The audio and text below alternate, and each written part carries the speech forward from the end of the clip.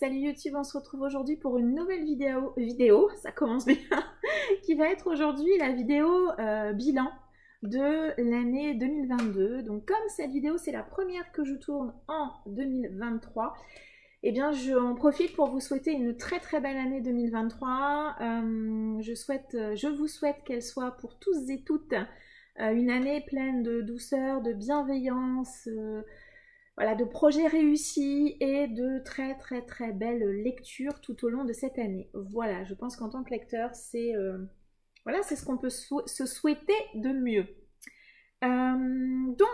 Vidéo traditionnelle bilan, voilà. C'est la 3e année que je vais reprendre un tag que j'aime beaucoup. C'est le tag qui avait été créé par Séverine de la chaîne Il est bien ce livre. Un tag constitué de 12 questions. Je trouve ce tag assez vaste. Voilà, ça permet vraiment d'aborder pas mal de sujets. Et je l'ai utilisé les 2 dernières années. Et voilà, je le reprends cette année à nouveau. Je mettrai les questions en barre d'informations. Voilà, si vous souhaitez vous-même le reprendre ou pourquoi pas y répondre en commentaire, ça m'intéresse également. Et ben, on est parti. Alors, si je regarde en bas, c'est parce que comme d'hab, j'ai les questions sur le téléphone, j'ai mon carnet de lecture et puis j'ai quelques petites notes à côté. Voilà, qui vont me permettre de répondre à toutes les questions du tag et puis voilà, de rebalayer ensemble cette année 2022, ce qui a bien marché, ce qui a bien moins marché, etc.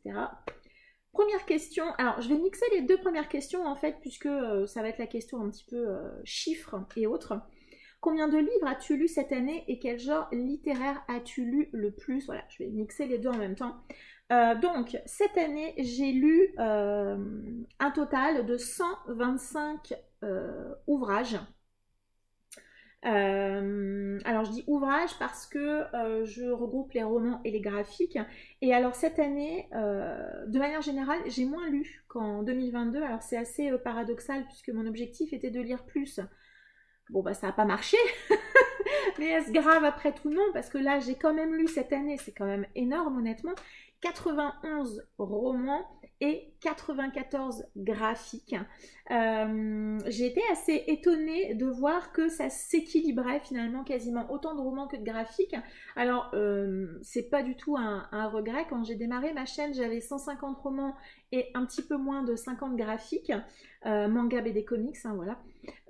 Et finalement je me rends compte qu'avec le temps ça s'équilibre davantage, ce qui me correspond finalement assez bien, quasiment autant de romans que de graphiques. Je regrette pas ça du tout, voilà. Mais après c'est sûr que quand vous lisez, quand vous accordez du temps de lecture au graphique, forcément bah, vous en accordez moins au roman, ce qui explique qu'en termes de romans j'en ai lu moins, puisque finalement j'ai lu 10 romans de moins que l'année dernière et 22 graphiques de moins que l'année d'avant.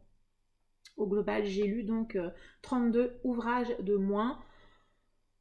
Ça ne me gêne pas plus que ça. 91 romans et 94 graphiques, ça reste quand même énorme. Il faut quand même, voilà, 185 ouvrages, tout confondu, c'est assez énorme. Au niveau du découpage pour les graphiques, ça va être assez rapide, on va dire. 81 mangas, 6 bandes dessinées et 7 comics. On est donc sur une écrasante majorité de mangas, ce qui correspond aussi à ce que j'achète. J'achète beaucoup plus de mangas que les autres ouvrages graphiques. Donc voilà, c'est tout à fait équilibré. Et puis au niveau des romans, on est sur une grosse majorité SFFF, même une écrasante majorité pour cette année. Un peu trop, je trouve. J'ai lu 34 romans fantastiques, 22 SF, 22 fantasy. Donc on est vraiment sur une écrasante majorité de SFFF. Et puis le reste, il y a uniquement 6 policiers, 4 romances et 3 romans contemporains.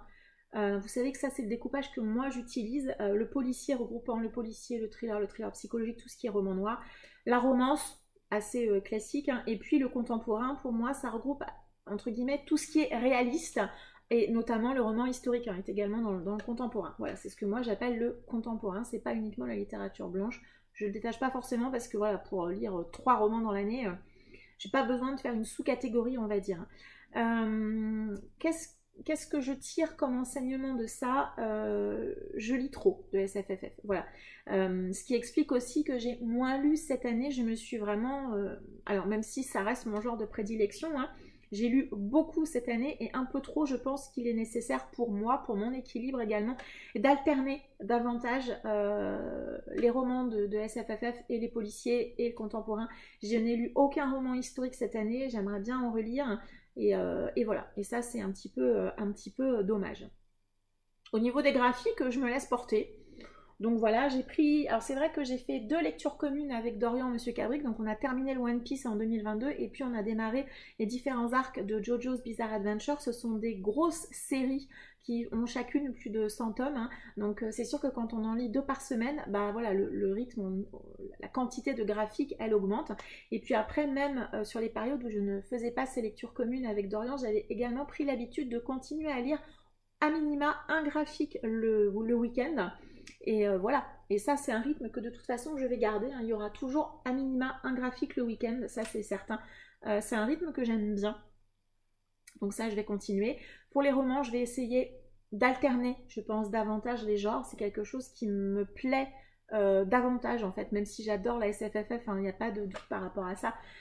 Et puis j'ai également aussi envie de relire, hein, d'autres genres, mais on en parlera à la fin de la vidéo. Je me suis juste fait cette année un petit truc dont je ne vous avais pas forcément parlé l'année dernière. J'ai lu uniquement pour les romans, parce que les graphiques c'est un petit peu compliqué. Alors il y a les auteurs, les dessinateurs, les encreurs, c'est un peu compliqué de vraiment de trancher. En tout cas au niveau des romans, j'ai lu 66 hommes et 25 femmes. On n'est pas bon là, hein. Alors c'est complètement aléatoire, hein. Je fais le calcul uniquement à la fin de l'année, hein, voilà. Je lis beaucoup moins de femmes que d'hommes, ce qui s'explique aussi par le fait que, eh bien, il y a majoritairement des hommes qui écrivent en SFFF. Et comme c'est le genre que j'ai lu le plus, ça s'explique. J'ai lu moins de romances et moins de contemporains où effectivement il y a plus de femmes qui écrivent. Et voilà, et j'ai lu peu, voire pas, quasi pas d'une adulte cette année, où c'est également majoritairement les femmes qui sont représentées, les autrices. Voilà, ce qui s'explique, l'écart entre les hommes auteurs et les autrices s'explique aussi par rapport au genre que j'ai lu cette année, et ça malheureusement c'est également un fait. Donc voilà pour l'état des lieux de ce que j'ai lu cette année. Troisième question, quelles ont été mes 3 meilleures lectures? Alors j'ai un petit peu galéré parce que j'ai fait pas mal de bonnes lectures malgré tout cette année et j'en ai choisi 3 dans 3 genres différents. Je n'ai lu que 3 contemporains et parmi ces 3 contemporains, il y a eu quand même en août La vie selon, enfin Vieux, râleur et suicidaire, La vie selon Ove de Frédéric Backman, publié chez Pocket, roman que j'ai absolument adoré, un roman un peu à la Forrest Gump avec un vieil homme qui s'appelle Ove. Sa femme est décédée quelque temps avant que l'histoire ne démarre. Et ce vieil homme eh bien, va décider de se suicider. Voilà, la vie n'a plus de sens pour lui et voilà. Et bien évidemment, les choses ne vont pas se passer comme il avait forcément prévu qu'elles se passent. C'est un très très beau roman que j'ai adoré, de la douceur, de la bienveillance, de l'amour. Alors oui, parfois quelques facilités, parfois... quelques événements où vous vous dites ça m'arriverait jamais ça dans la vie, mais ça a marché avec moi. J'ai adoré ce roman, j'ai été emportée, je l'ai lu je crois en 2 jours, c'était génial, j'ai adoré ce roman. Un autre roman qui a été pareil, je n'ai lu que 4 romances, mais parmi ces 4 romances il y a celui-ci, Behind the Bars de Brittany Setcheri, publié chez Hugo Poche, premier roman que j'ai lu de l'autrice. Je vous disais, j'ai lu 4 romances et parmi ces 4 romances, il y a donc une de mes meilleures lectures de l'année. Ça reste quand même un signe, hein, voilà. Qu'est-ce que je peux vous dire sur Behind the Bar? Si vous pensez que la romance, c'est uniquement des scènes de fesses, vous vous trompez. Si vous pensez que des personnages ne peuvent pas vous émouvoir, que parfois les romances sont clichés, sont téléphonées, lisez Behind the Bar. Voilà, je dirais rien d'autre. C'était un roman formidable, j'ai adoré ce roman. Premier roman que je lisais de l'autrice, clairement. J'espère bien cette année en relire d'autres. C'était... j'ai adoré. J'ai adoré. Et The Mega Claque, ça n'existe pas, mais la claque incroyable cette année est arrivée d'un roman, je pense young adulte, de SFFF. Vous l'avez vu tourner partout, mais moi je l'ai lu en un week-end. C'était formidable, c'est La maison au milieu de la mer céruléenne de Saxus, pas du tout de T.J. Klune, c'est publié chez De Saxus. J'ai adoré ce roman. je n'ai pas les mots pour vous parler de ce bonbon, de ce moment de lecture où j'avais l'impression d'être dans un petit cocon, une petite niche, avec quelqu'un qui me prenait dans ses bras et qui me disait ça va aller. C'était formidable. Vraiment, c'est un bonbon. Si vous n'avez pas lu La Maison au milieu de la mer céruléenne, mais qu'attendez-vous? C'est une pépite. Franchement, c'est une pépite. Ici, on va faire la rencontre de Linus Barker. C'est ouais, un vieux garçon. Alors, j'aime pas ce terme parce que je trouve ça un peu péjoratif. C'est un homme d'une quarantaine d'années. Il a une maison, il a une vie, il a un travail qu'il effectue sans forcément beaucoup de conviction, mais il le fait bien, en tout cas. Linus, un jour, il est envoyé dans cette maison, au bord de la mer, pour vérifier que des enfants qui vivent dans un orphelinat sont bien traités, c'est son job. Hein. Il est envoyé un peu par un genre de ministère de la magie, comme dans Harry Potter, pour checker dans les orphelinats dans lesquels sont élevés des enfants qui ont des pouvoirs particuliers. Il va arriver dans cet orphelinat et il a été bouleversé, et moi aussi, c'était formidable, j'ai terminé en PLS. C'était tellement bien. Voilà, c'était tellement bien. J'ai adoré. C'est probablement ma plus belle lecture de l'année 2022. Un coup de cœur. Voilà, je ne peux rien dire de plus que ça si vous ne l'avez pas lu. Si vous ne l'avez pas encore lu, mais qu'attendez-vous? Je ne suis pas toujours cohérente, enfin d'accord avec l'avis général. Pour celui-ci, en tout cas, ça a marché du feu de Dieu avec moi. Et voilà, j'ai le suivant de T.J. Klune là qui est sorti en décembre. Je le lirai en 2023. Je ne sais pas quand parce que je ne veux pas le gâcher. Je ne veux pas le gâcher, mais voilà, je lirai cette année. Mes 3 pires lectures. Alors, mes trois pires lectures, oui. Alors, sur les 3, il y en a 2 que je n'ai plus parce que vous savez que je ne conserve pas les romans que je n'ai pas aimés. Donc, le premier qui a été c'est un recueil de nouvelles d'Edgar Allan Poe. Je ne sais plus lequel, c'était un des recueils qui était dans la collection Les Maîtres du Fantastique. C'est une catastrophe. Je n'ai pas aimé du tout ce recueil de nouvelles. Je me suis ennuyée. Alors oui, c'est bien écrit, on est d'accord. Hein. Mais je me suis ennuyée. J'ai trouvé qu'il y avait des nouvelles sans intérêt qui ne m'ont pas touchée en fait. Et c'est vrai que quand on lit du fantastique, on s'attend à ressentir des émotions et être touché. Ça n'a pas marché. En plus, on m'avait vendu non. Je m'imagine Edgar Allan Poe comme étant un des maîtres du fantastique et de l'horreur. Et ça l'a pas fait, enfin voilà, clairement je me suis ennuyée, je crois qu'il y a même 1 ou 2 nouvelles que j'ai pas lues, enfin bon bref, ça l'a pas fait du tout, il y en a 1 ou 2 que j'ai lues en diagonale. Il y a une nouvelle dont je me rappelle qui se passe sur un bateau, je n'ai pas bien vu l'intérêt, des fois je comprenais rien, là où l'auteur voulait aller, bref, une plantade totale. Un autre roman que j'ai lu cette année et que j'ai cordialement détesté, c'est Enchantments of Ravens de Margaret Rogerson. J'ai beaucoup aimé Sorcery of Thorns. Je suis partie confiante sur celui-ci, un flop total. J'ai pas cru à la romance. L'univers était bien, mais la romance était téléphonée, pas crédible, ratée. Enfin bon bref, voilà, ça l'a pas fait, on oublie. Et la dernière pire lecture de cette année, je suis vraiment désolée, je suis la première dégoûtée. C'est Cimetière de Stephen King. Il est encore à la maison parce que c'est Stephen King, hein, vraiment. Parce que Cimetière avec moi, pareil, je n'ai pas aimé ce roman, je n'ai pas compris la hype autour de ce roman, je me suis beaucoup ennuyée, j'ai trouvé ça long, je n'ai pas été touchée, je n'ai pas eu peur. Voilà. Alors pour ceux qui l'ont lu, il y a notamment l'événement central, hein, on va dire, hein, qui arrive à peu près au milieu du roman, qui touche de plein fouet notre personnage principal. Et ben même cet événement-là, qui pourtant typiquement aurait dû me bouleverser, m'a laissé de marbre. Donc voilà, pour moi, Cimetière, c'est une catastrophe monumentale cette année. Hein. Je pense quand même que c'est une de mes plus grosses déceptions de cette année. Ensuite, la bonne surprise. Eh ben la bonne surprise, j'ai failli dire ça a été une surprise, forcément, parce que c'est une bonne surprise. Hein, c'est pareil logique. Hein. Et bien la bonne surprise, ça a été Wadsburg de Cédric Ferrand, que moi j'avais reçu en service presse de ActuSF dans leur très très jolie collection. Je sais pas comment elle s'appelle d'ailleurs cette collection. C'est un univers de crapule fantasy. Vous allez être dans la ville de Wadsburg et vous allez simplement suivre tous les habitants de cette ville. Qui sont tous un peu plus ou moins des escrocs, des voleurs, des assassins, et puis des gens qui aussi simplement essaient de survivre. Et j'ai beaucoup aimé cette lecture. Alors je dis que ça a été une surprise parce que j'y suis allée un petit peu alors j'y suis allée à reculons, oui et non, c'est-à-dire que je l'ai demandé, forcément c'était un titre qui m'intéressait, mais quand j'ai vu les notes sur Livre Addict qui étaient quand même pas terribles, je me suis dit, oulala, ça m'en... Et puis j'ai adoré. J'ai adoré, j'ai trouvé que c'était une excellente lecture, j'ai passé un super moment, j'ai adoré me promener dans cette ville, et j'avoue que s'il y avait un autre roman de l'auteur qui se déroulait dans la ville, eh ben, je ne serais pas contre non plus y retourner. Voilà, moi j'ai passé un excellent moment, et voilà, et je relirai clairement du Cédric Ferrand, parce qu'avec moi ça a très bien marché, et c'est notamment grâce à ce roman que je me suis rendu compte que effectivement tout ce qui était crapule fantasy, j'aime beaucoup. Vraiment, c'est ces personnages atypiques, ces personnages... qui sont gris, voilà, qui sont pas, c'est pas Dark Vador, c'est pas les grands méchants, c'est juste des fois des gens qui essaient de survivre en faisant des choses pas très clean. Moi j'aime beaucoup, et donc Watsburg a été une excellente surprise pour moi cette année. La plus grosse déception de cette année, je vais le ressortir, je suis désolée, Cimetière.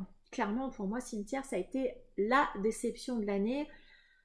Alors, il y a des romans que j'ai moyennement aimés, que j'ai pas aimés. Mais alors, le roman sur lequel je comptais le plus, où je suis rentrée la plus confiante et où je me suis pris la claque, mais dans le mauvais sens du terme, c'est vraiment celui-ci.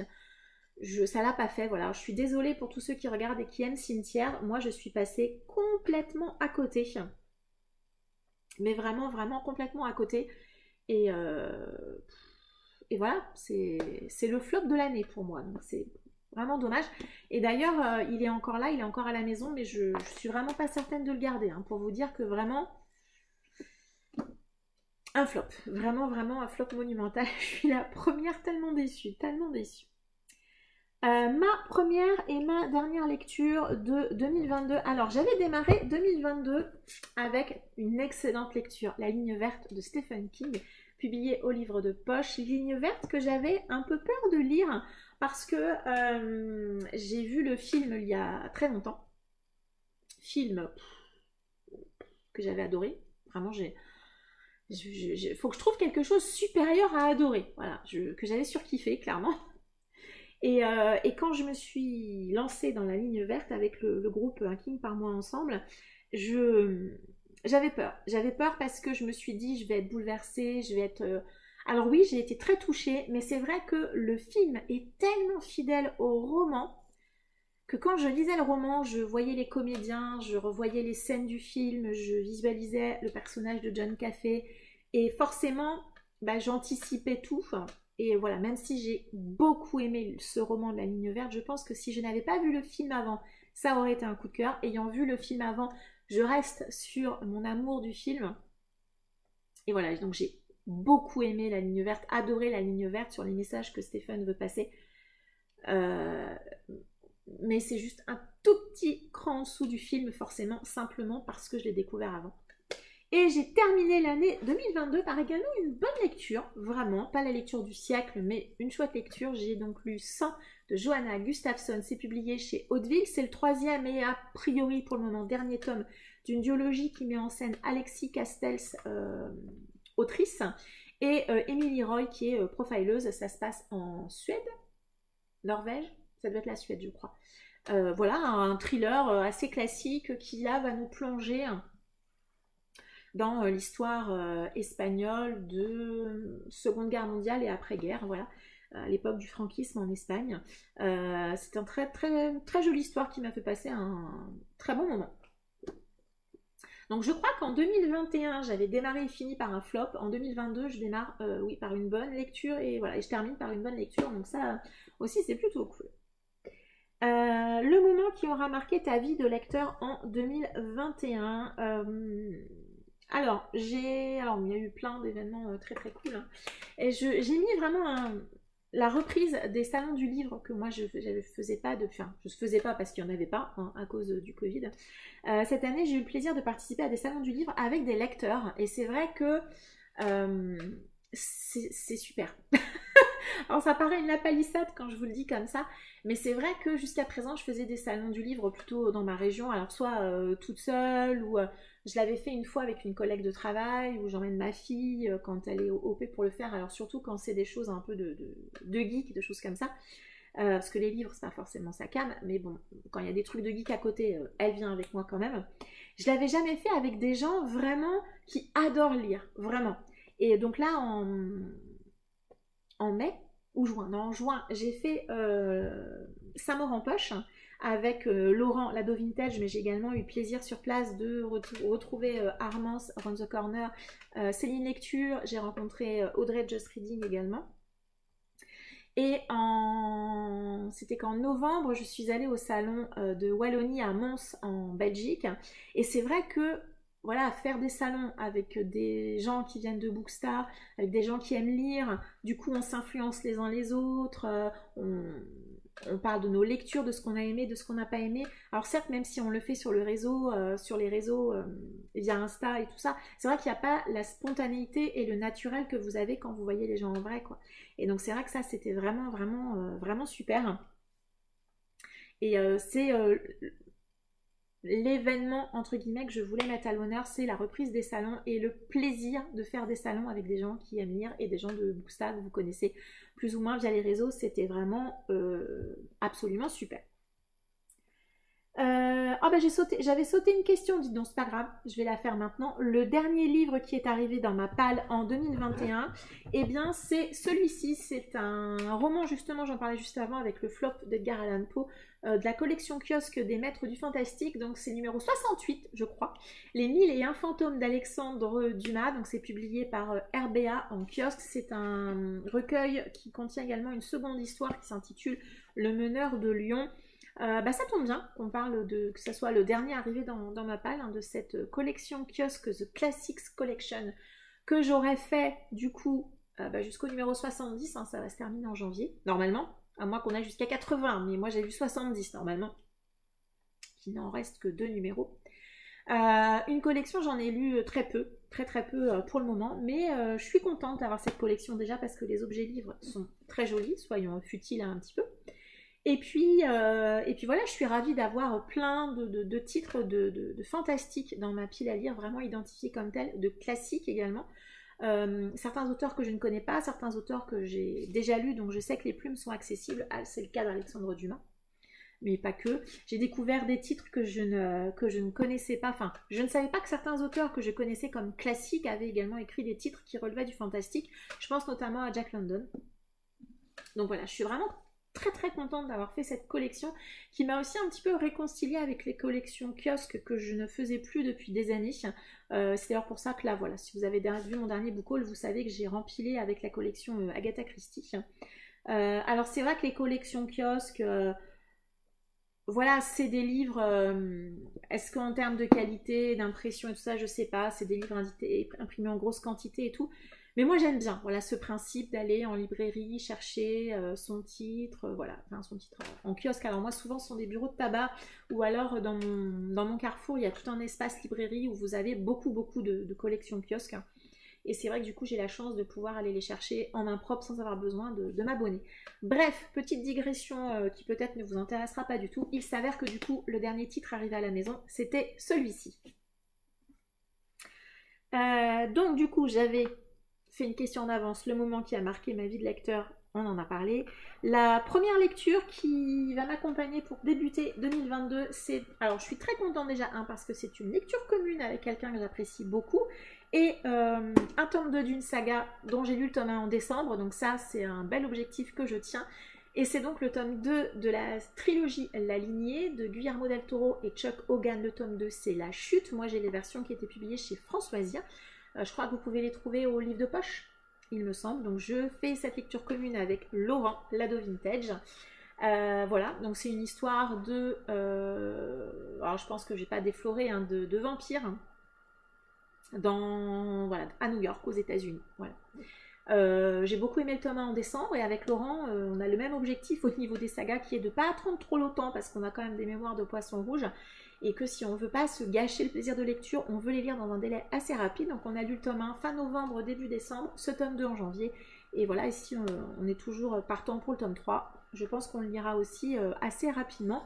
Ça fera une série terminée et on n'aura pas tout oublié en cours de route. Ce qui est plutôt cool.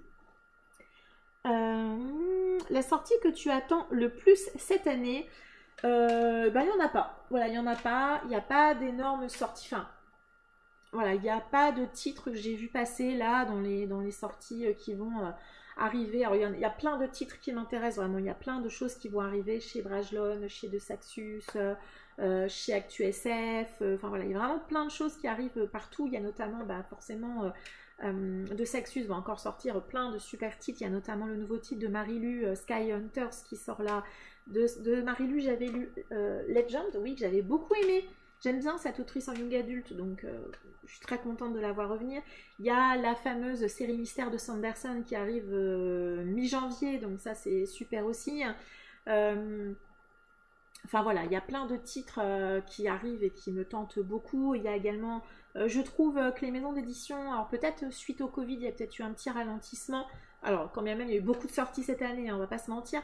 Mais je sais pas, je trouve que chez plein d'éditeurs, il y a chez Brajlon et Big Bang, j'ai vu plein de titres qui m'intéressent aussi beaucoup. Voilà.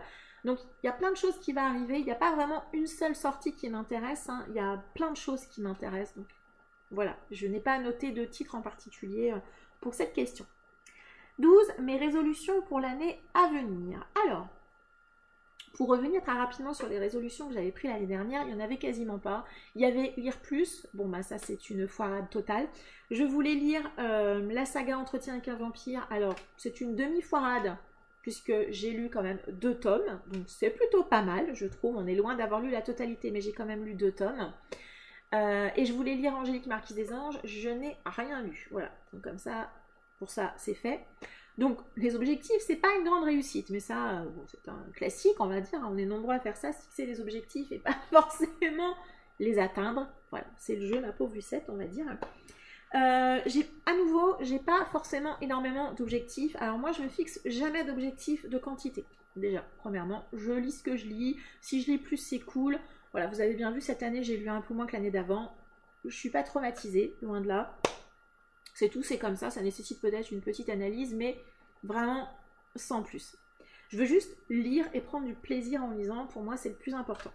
Par contre, je pense que cette année, c'est pas que je pense, hein, il y aura très probablement moins de lectures obligatoires, dans le sens où l'année dernière, je faisais partie du groupe Un King par mois ensemble, et même si j'adore Stephen King et si j'ai pris beaucoup de plaisir à participer à ces lectures communes et au groupe Facebook, il n'empêche que c'était une lecture, ça restait une lecture obligatoire, que je n'aurai pas cette année, puisque le groupe King, pour le moment, nous avons décidé d'un commun accord d'arrêter le groupe, voilà.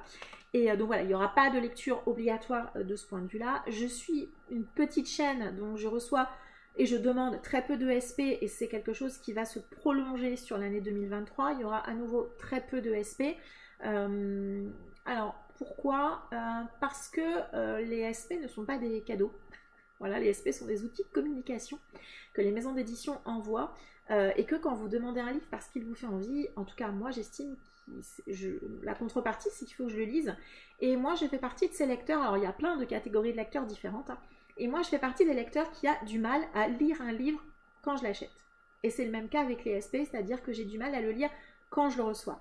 Or, eh bien le deal c'est la maison d'édition vous envoie un livre, vous le lisez dans un délai raisonnable puisque c'est un outil de communication et qu'il faut que le délai de vie d'un livre il est assez court, et si vous mettez 6 mois à le lire, forcément l'impact, surtout pour moi qui est un petit compte, voilà, ça va pas être aussi intéressant que si vous lisez dans le mois qui suit sa sortie. Donc ça reste une lecture, à nouveau une lecture obligatoire, et voilà, donc moins de lecture obligatoire pour me laisser choisir de manière beaucoup plus libre mes lectures, quand bien même jusqu'à présent j'avais quand même 99% du temps je choisis mes lectures de manière libre, on est bien d'accord. Et puis peut-être aussi un petit peu moins de lectures communes. Alors les lectures communes c'est très sympa, très agréable, on est bien d'accord. Moi je fais partie des lecteurs qui ne peut lire qu'un seul livre à la fois, enfin en tout cas qui fait le choix de ne lire qu'un livre à la fois. Je suis pas très fan de lire plusieurs livres en même temps, et c'est vrai que dans les lectures communes des fois il y a un côté aussi un petit peu frustrant parce que vous voulez pas aller trop vite, enfin voilà.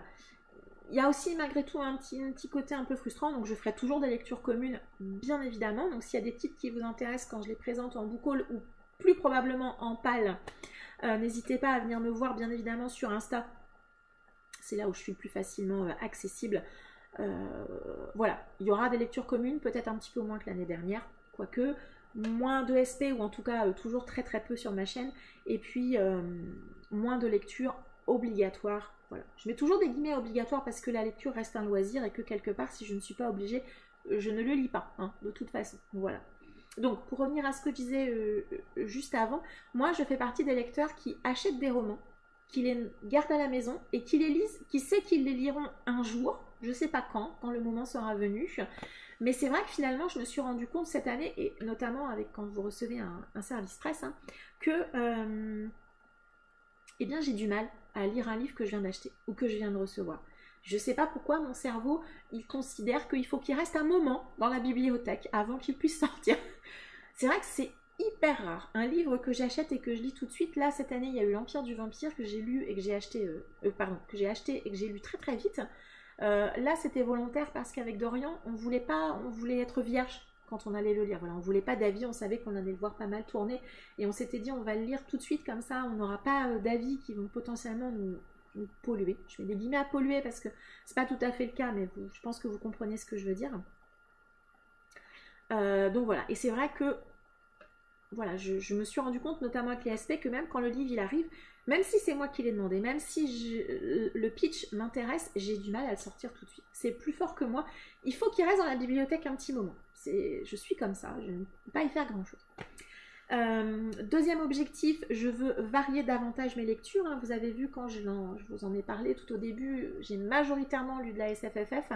Et je pense que c'est aussi ce qui explique que j'ai lu un petit peu moins que l'année dernière, puisque j'irai pas jusqu'à dire que je me suis lassée, parce que c'est un peu fort et c'est pas le cas, et que j'ai lu malgré tout toute l'année, et que j'ai quand même beaucoup lu, hein, clairement. Mais je pense que j'ai besoin, voilà, de retourner dans des lectures plus variées. Donc je pense que cette année, vous allez toujours voir de la SFFF, ça, il n'y a pas de doute. Par contre, je pense que vous allez revoir de la romance, du contemporain, de l'historique, du young adulte, du jeunesse peut-être un tout petit peu, parce que j'en ai encore un petit peu dans ma palle. Mais, et de l'urban fantasy, voilà, j'ai aussi envie de relire de l'urban fantasy, donc voilà, vous allez revoir plein de genres que vous n'avez pas vu ou peu vu depuis un an sur ma chaîne. Et puis cette année j'avais dit je ne ferai pas de challenge, je pense qu'en 2023 les challenges vont revenir, pas tous, pas tout le temps, quand j'en aurai envie, quand un challenge me bottera. Je me suis rendu compte que, et ça je le savais déjà, j'adore faire des pales avec des catégories à remplir. J'adore trouver le livre qui va avec l'item et je pense que les challenges vont revenir sur ma chaîne. Là en janvier, vous avez vu que j'ai choisi de faire un mois spécial Plib. En février sera très probablement un petit mois petite lecture, donc c'est un challenge que je fais, ça sera la 3e année je pense également, qui avait été initié à l'origine par Audrey, le souffle des mots. Je ne sais pas si elle le fait toujours, mais moi j'aime bien l'idée, j'aime bien le concept, donc je vais le garder. En mars, je referai également Mars au féminin qui était proposé les années antérieures par Flow & Books. Voilà, alors s'il y a des catégories, je compléterai les catégories, sinon je ferai une palle à ma sauce. Avril, si Céline le refait, avril autour de la SF. En mai, très probablement, s'il revient, je referai le mois de la fantasy. Et puis voilà, pour le reste de l'année, je verrai, mais en tout cas, au moins pour cette première partie de l'année, je vais reparticiper à des challenges. Des challenges, vous le constatez, mensuels, parce que c'est le rythme qui me convient le mieux. Pas de challenge annuel, pas de challenge semestriel en dehors de ceci. Alors janvier, c'était mon auto-challenge, hein, puisque c'est moi qui me suis fixé une thématique, mais j'adore les challenges avec des items. Je me suis rendu compte de ça là en fin d'année. Et voilà, donc je vais refaire des challenges avec des items. Ça me motive aussi bien, voilà, de faire des pales et tout ça. Bref, voilà. Je pense qu'en termes d'objectifs pour cette année, c'est tout ce que je me fixe. Et puis voilà, et puis prendre du plaisir dans mes lectures. Ça reste également le plus important. Voilà, c'est ce que je nous souhaite à tous. Une année belle, très très belle. Et belle surtout de plein de chouettes lectures, de coups de cœur, mais pas forcément. Voilà, en tout cas de lectures qui nous font du bien, qui nous font plaisir. Voilà, le bilan de cette année 2022 est maintenant terminé. Je vous remercie de m'avoir suivi, d'avoir regardé cette vidéo jusqu'au bout. N'hésitez pas à m'indiquer en commentaire voilà, les réponses, vos réponses à vous aux 12 questions de ce tag. Si vous l'avez repris, pourquoi pas, n'hésitez pas également à me donner le lien de votre chaîne ou de votre compte Insta où vous avez repris le tag. Ça m'intéresse également beaucoup. N'hésitez pas également à mettre un petit pouce si la vidéo vous a plu, à vous abonner si le contenu vous correspond. Je vous remercie de m'avoir suivi, je vous souhaite une très agréable journée et je vous dis à très bientôt. Ciao!